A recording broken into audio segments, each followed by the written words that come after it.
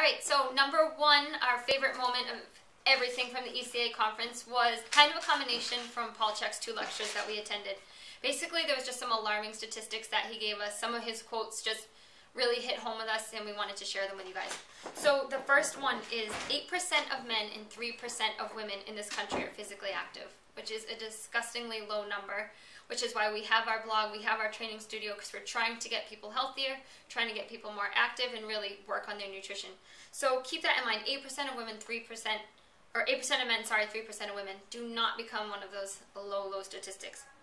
Okay, number 2, 85% of Americans are on at least one prescription medication drug that they take daily. That's just, we see the side effects of that every day in here. People come in, sometimes people come in for weight loss, and because of the medications they're on, it doesn't work.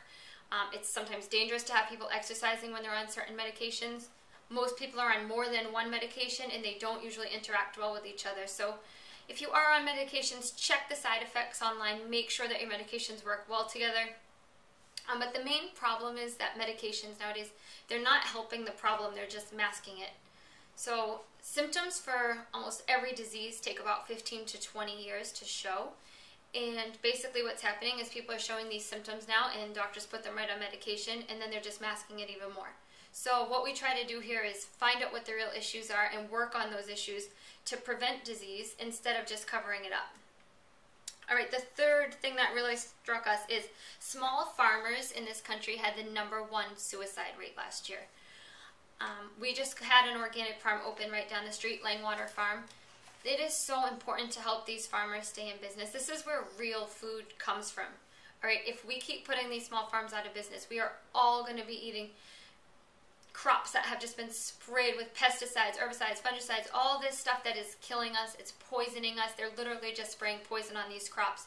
So help out your small local farmers, go to food markets, go to Whole Foods Market, try to buy local, and try to help these guys out because they work so incredibly hard, harder than any of us do really.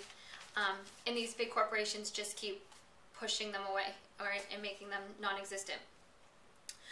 Next, microwave foods are illegal for sick children in hospitals. So they will feed adults food cooked in microwaves in hospitals, but they know how toxic and deadly it is that they actually have made it illegal to feed children out of microwave. So if you have a microwave at home, I highly recommend getting rid of it or using it as little as possible. Alright, you do not want to be radiating your food, ever. So if you're reheating food, put it on the stovetop. I know it's another dish you have to clean, but it's worth it. Alright, your health is worth it.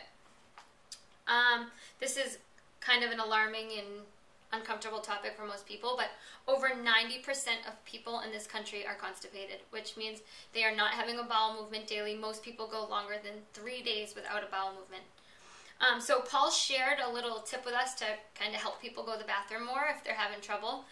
And he recommended getting a big pot of water and boiling that pot of water, and as the steam starts to come, kind of cup your face over it and just inhale. Take a few deep breaths with the steam, and that should really help loosen things up. The good thing about this tip was it is great for people who are trying to quit smoking as well. So constipated and want to quit smoking but can't, try this. Boil the big pot of water, cover the face, take a few deep breaths, take a few minutes, inhale that steam, and that should help. Another quote that we loved, drink your food and chew your water. So most of us are so busy, we eat when we can, we shove food down our throats, we don't even chew, okay? We basically take as many chews as we have to until we can actually swallow it. So try to slow down, enjoy your food, test it. Chew a piece of steak, see how many times you would normally chew it before you'd swallow. On average, I think it's about 5 to 7. And then on your next bite, chew it until it's liquefied in your mouth. You're probably going to get up to about 50 chews.